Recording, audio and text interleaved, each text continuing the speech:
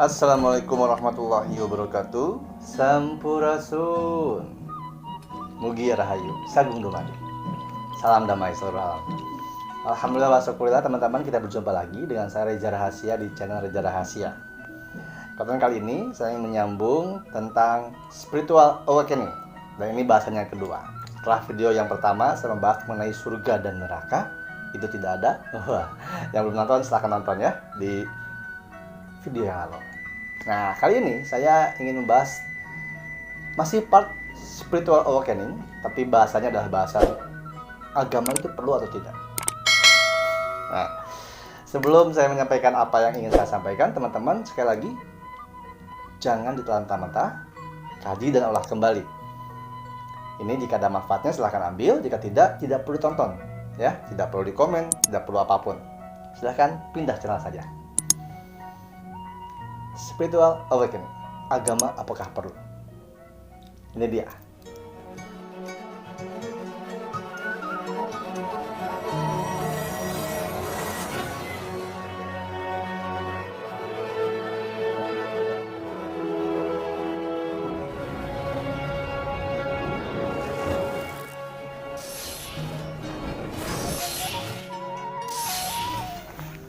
Terima kasih teman-temanku, saudaraku seluruh Nusantara yang masih setia menyimak dan terus menyaksikan apa yang ingin saya sampaikan. Spiritual awakening, ini sudah saya buka konten pembahasannya di video yang pertama. Bahasan yang kedua masih seputar atau yang berkaitan dengan spiritual awakening, yaitu apakah agama perlu. Sebelum membahasnya, saya tekankan kembali bahwa ini hanyalah sebuah referensi yang saya suguhkan untuk berpikir. Jadi jangan dianggap kebenaran, jangan ditelan mentah-mentah. Kalau bisa diambil manfaatnya silahkan, kalau tidak jangan tonton sama sekali. Mengenai spiritual awakening, saya sudah membahasnya. Jadi ketika berbicara soal spiritual, tidak harus selalu muluk-muluk ke mistis, gaib, hantu, jin, betul anak, demit, siluman. Tidak perlu segitunya ya. Karena spiritual juga ada dalam pendidikan, yaitu kecerdasan spiritual. Artinya bukan yang orang cerdas jago jadi dukun paranormal, bukan. Kalau itu supranatural. Kalau spiritual berkaitan dengan jiwa, hati, pikiran yang dewasa, yang lapang dada, yang penuh dengan cahaya ketuhanan. Itu spiritual. Nah, ketika berbicara kebangkitan spiritual atau spiritual awakening, maka peran agama itu perlu. Tapi agama yang apa, agama yang seperti apa, dan bagaimana penerapan sejatinya agama dalam kehidupan. Karena bagi saya memahami agama itu adalah perbuatan, budaya, adat, norma. Itu adalah perilaku orang yang beragama, wujud dari orang yang beragama. Karena yang saya pahami, yang saya ketahui, agama itu adalah pegangan, ageman manusia. Artinya ageman itu bukan hanya pegangan yang hanya kita pegang secara mentah-mentah, pegang secara kata per kata, kalimat per kalimat, tapi secara dalamnya makna, luasnya arti. Setiap agama menyarankan, mengajarkan kebaikan, damai, memaafkan, kebahagiaan.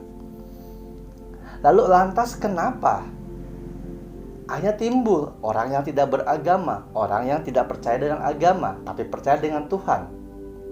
Ada juga orang yang bahkan sama sekali tidak percaya Tuhan. Malah ada juga orang yang percaya Tuhan itu adalah alam semesta itu sendiri. Ada juga yang lebih nyeleneh, yang bilang Tuhan adalah angin. Macam-macam.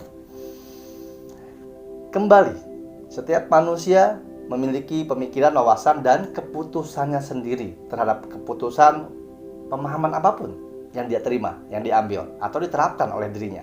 Yang pasti, wilayah ranah di mana manusia tersebut tidak mencelakakan, tidak merugikan, dan melanggar batas kemanusiaan juga hak asasi seseorang, maka tidak apa-apa. Bagi saya, karena hubungan manusia dengan manusia lainnya itu hanyalah kebaikan, hanyalah kerjasama, hanyalah kebermanfaatan, maka bekerjasamalah dengan siapapun manusia itu, dengan berbagai macam agama yang ada, kepercayaan yang lahir, ataupun kebiasaan yang turun-temurun. Banyak di luar sana yang mengatakan bahwa adanya agama hanya membuat perpecahan, peperangan, permusuhan, dan lain sebagainya. Ini benar ketika dilihat dari sisi keburukannya, tapi bukan agamanya yang salah. Yang salah adalah penganut dan pengamal ajaran agamanya. Bisa jadi dia mengamalkan karena memahami salah tentang agamanya. Bukan agamanya yang salah, penganutnya yang kurang tepat, kurang bisa memahami makna sejatinya ajaran Tuhan.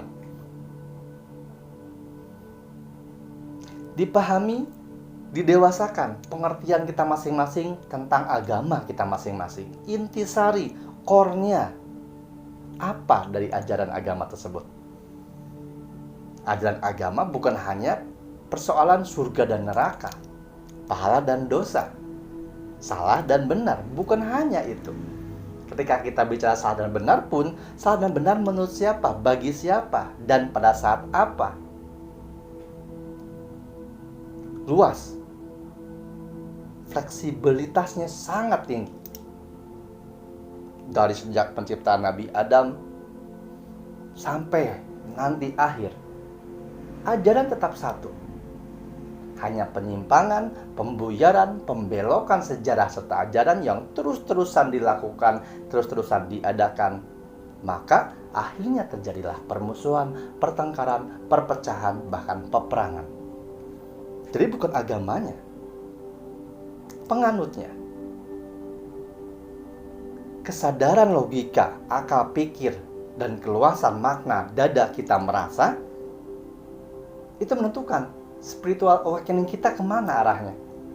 Bangkitnya kesadaran spiritual kita mengarah kemana, tujuannya apa, dan manfaatnya untuk apa nantinya. Karena ketika kita tidak mampu memahami agama yang sesungguhnya, ajaran Tuhan sejatinya, maka tidak akan ada kebangkitan spiritual. Tidak akan ada spiritual awakening. Adapun orang yang merasa spiritualnya bangkit, kesadaran spiritualnya tumbuh dan hidup, bisa jadi itu penyelewengan arti atau penyesatan halus. Tandanya mudah, tandanya gampang. Ketika orang yang sudah sadar spiritualnya, bangkit spiritualnya, sudah spiritual awakening, maka dia akan mengamalkan ajaran cinta kasih, damai sentosa, perdamaian yang meraja, kerjasama yang terus-menerus dalam kebermanfaatan bersama. Dalam spiritual awakening, agama itu perlu, sangat perlu. Tapi agama yang mana, cara memahaminya seperti apa, dan mengamalkannya bagaimana, itu jauh lebih penting.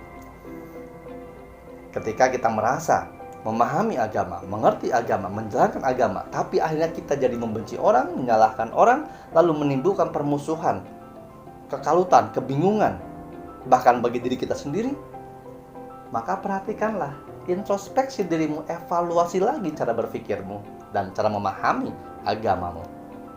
Jangan sampai agamamu jadi tercoreng, agamamu jadi rusak, agamamu jadi tercemar karena perlakuanmu sebagai penganut agamanya. Ajaran Tuhan hanya satu. Agama sejatinya hanya satu. Dan itu adalah konsep sistem yang benar-benar sudah diatur, tertata dengan penuh fleksibilitas, dengan penuh ketetapan, keteraturan yang sangat-sangat luar biasa, dan kebermanfaatannya untuk segenap makhluk dan seluruh ciptaan alam. Mari kita bangkitkan spiritual kita. Mari kita mengalami spiritual awakening yang sejati, yang sebenar-benarnya. Karena saatnya telah tiba. Saatnya semakin dekat. Nusantara kembali kepada kejayaannya. Saya Reza Rahasia. Semoga konten ini bermanfaat. Salah kurangnya mohon maaf. Tetap kaji daulah kembali. Jangan ditelan mentah-mentah. Ya, ini hanya referensi saja. Sampai ketemu lagi di konten spiritual awakening part ketiga selanjutnya. Apa? Lihat saja nanti ya. Sampai ketemu lagi teman-teman. Semoga rahmat berkah melimpah bagi kita semua. segalanya selamanya. Saya Raja Rahasia, tetap jaga hati, jaga pikir, jaga rasa, dan jangan takut. Wassalamualaikum warahmatullahi wabarakatuh. Salam damai seluruh alam.